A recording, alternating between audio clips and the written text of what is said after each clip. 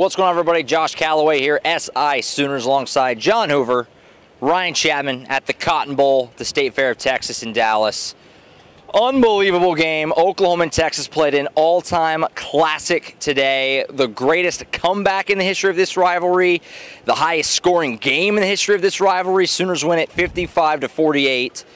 Guys, this rivalry's had a million great games, a million amazing moments. This is right up there. An unbelievable circus of a game, a million storylines to go with.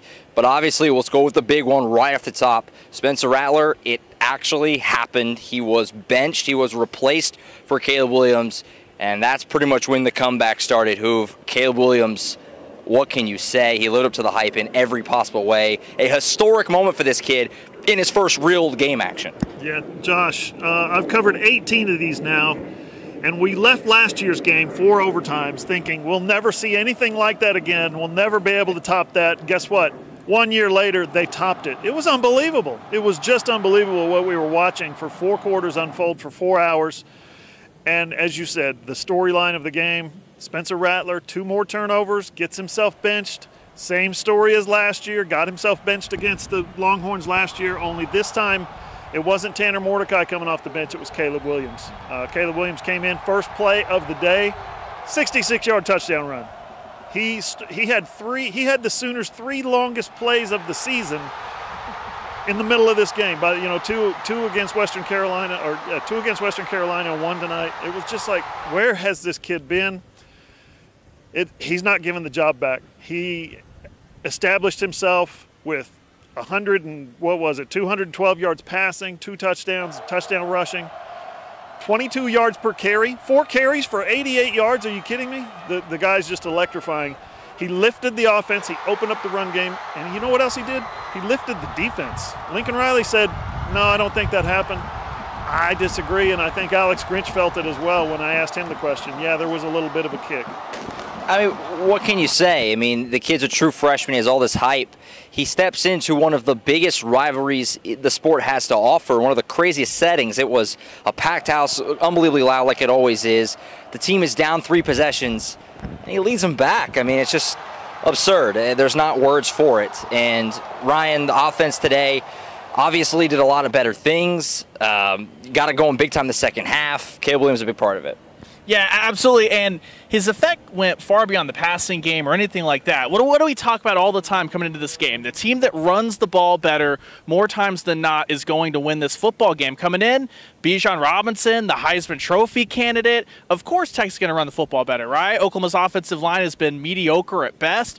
Wrong. Caleb Williams comes in and it opens up things for Kennedy Brooks. Kennedy Brooks goes 25 carries for 217, 2 touchdowns. He had the massive play in this end zone. We're saying the Texas end zone, of course, where the ball was stripped, but the review said Kennedy Brooks was down. He has the walk-off on the direct snap on the other end of the field behind us to seal the game for the Sooners, taking it out of Gabe Burkich's hands. Sorry, Gabe Burkich. Kennedy Brooks will have to buy you lunch there. But no, Kennedy Brooks comes in, and he's that guy that no one wants to talk about him, and he comes out here, dwarves Bijan Robinson's production in the second half specifically, and Jeremiah Hall said it, that because OU was able to run the ball so effectively, you finally started to see those deep shots down the field that have been missing, and that's the lifeblood of Lincoln Riley's offense, how it can move up and down the field. All of that opened up because of Kennedy Brooks and Caleb Williams and what they did today in the running game.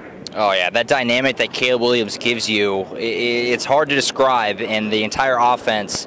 All of a sudden, it was you felt confident that Oklahoma was going to go down and put up points every single time. And I would say that probably will be it for Spencer Rattler, but it's not it, Hoove. We actually saw him just in this game come in on a 2-point conversion in a really interesting spot. Going to be fascinating to see how Lincoln Riley balances those 2 guys the whole rest of the way. Yeah, he declined to name a starter for next week. One of the Dallas guys who covers the Cowboys wants to know right now who's going to be your starter next week, because that's how they do it here in Big D, right? Right. No, I think it's pretty. Caleb Williams announced himself today. Absolutely. As Oklahoma's starting quarterback moving forward. Spencer Rattler came in, threw an important 2-point conversion to tie the game. He did. That was the play that Lincoln Riley said was the most important play of the game. I think there were others, but if he's the coach, he said we can write whatever we want, so I'm writing that was not the most important play of the game. Absolutely. What a wild move that was, too, to put Spencer Riley back in. If that doesn't work. It was weird. If that doesn't work, Lincoln Riley, the fans are going to freak out in this place, but it worked, so we move on, and it's going to be, again, it's so incredibly interesting to see how that's balanced the rest of the way. Now, Hoove, you mentioned it, defense. A million times better. Again, it's when Caleb Williams got in. Coincidence? I don't know. I think it's definitely what you were saying, a lift. Only 3 points allowed in the second half. My goodness. Big difference on the defense in the second half of this game. Yeah, and another freshman came in. We talked about the class of 2021 in the press box, Ryan and I did. Another freshman comes in and gives this defense a lift. It was Danny Stutzman coming off the injury, coming off the elbow injury. He had a massive kind of a Terminator T1000 robo elbow on, guarding his biceps or triceps or elbow or whatever has been hurt on him. Well, he came in and really kicked the defense into another gear. The linebackers were playing iffy, a little bit sketchy. Bijan Robinson went over 100 yards, and you're thinking, oh, here they go. And, Casey Thompson was hitting pass after pass, converting third downs again, and you're thinking, no, it was going to be a blowout. Guys, it was 28-7. And nothing was going right for Oklahoma. They were crumbling.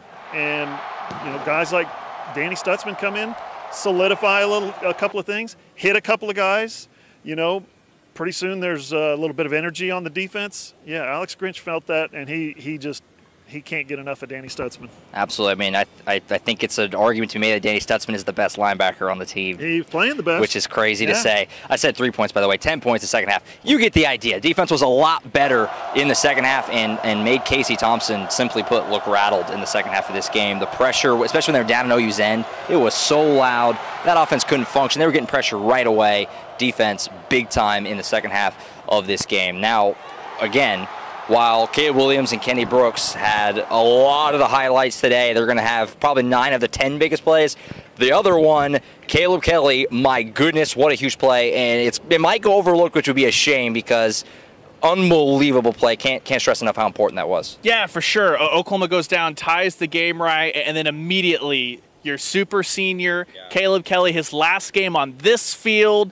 Probably the last OU Texas game, unless the Longhorns stabilize, he back to Arlington. But you needed a massive play, and what a guy to do it. And that's something that I know it was a special teams play, but Caleb Kelly, he's a defensive guy. Isaiah Thomas told me this week when I asked him, what's with the slow starts? What can you do to fix? And he's like, obviously we don't want that, but it's more important to finish than it is to be awesome in the first quarter and wilt. You can't win games in the first quarter. You win them in the fourth quarter. The defense won the game there with a big fumble recovery there, and especially what it did to the stance, like you said. I told John this in the press box. I told John this, or put it in the live blog. Brian Meade incited a riot down here every time on the kicks, getting into the student section, getting them going, and the fans were the difference there for Oklahoma to keep that energy going and finally get some momentum rolling. They stopped turning the ball over themselves, finally got Big Bo on their side in the second half, and we're able to roll out of here with a victory, in large part due to what the defense was able to do, moving Isaiah Thomas inside and playing with a lot more energy to close this game. Yeah, you said it was Looney Tune in here. I mean, the fans stormed the field afterward. I've never seen that before. 18 of these I've covered. I've never seen that before. It was pandemonium. And Jeremiah Hall was not for that. Also, he was like, we're out here, we're trying to take the photos, we're trying to put the hat on, people want selfies. Jeremiah Hall was not with it. Everyone else seemed to be enjoying the atmosphere. It was absolutely chaotic. My question is, what was Gabe Burkich doing when the fans were – guy kicks 4 field goals again and lines up for the game winner? Right. Surely he was down there partying with the fans. Oh, he was in it. The players, I think, for the most part, really liked it. I saw a lot of players taking photos and gritting high fives from random drunk dudes saying, yeah, you're the man, Marvin Mims, a boom. There was a lot of that. It was crazy. This game, never will forget it. Anybody who was here will never forget it. Period. College football world will probably never forget this game. Unbelievable. And that is the midway point of the season right there. There you go. So it's been a wild first 6 games. It's only going to get crazier from here. We assume it'll be Caleb Williams next week. Again, Lincoln Riley didn't say it, but how on earth is it not going to be Caleb Williams? So his first start, we just found out a little bit ago, under the lights next Saturday, 6:30 start time against TCU back at home. The ovation he will get when his name is announced in the lineups, holy moly, it's going to be insane. It's going to be a wild atmosphere there in Norman next Saturday. Be sure to keep up with all Sooners. Tons of post-game reaction. We couldn't even get close to talking about everything, so be sure to check out our post-game podcast. We're going to dive into every angle of this game on what was just an unbelievable game. Like I said, highest scoring, biggest comeback in the Red River rivalry. what more do you need to say? AllSooners.com, full post-game reaction, and we'll look ahead to TCU, of course, next Saturday night in Norman. For John Hoover and Ryan Chapman, I'm Josh Callaway.